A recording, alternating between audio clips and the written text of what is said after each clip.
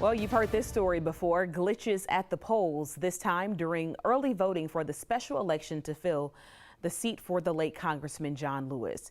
The hiccup forced some people to wait. Others had to go to a new location.